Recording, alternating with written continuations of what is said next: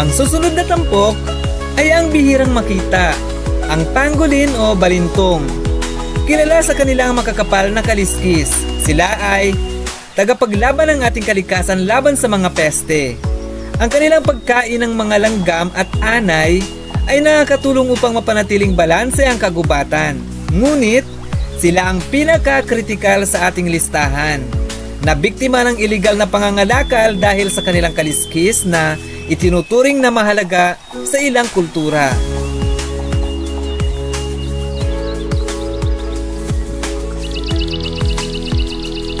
Habang ang mga pangolin ay nahaharap sa matinding banta, iniisip ko kung paano tayo makakatulong upang mapanatili ang kanilang kaligtasan.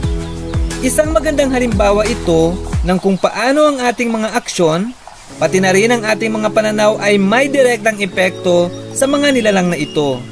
Dapat nating tandaan na sa mga simpleng hakbang ng pangangalaga, ang kanilang kinabukasan ay nakasalalay.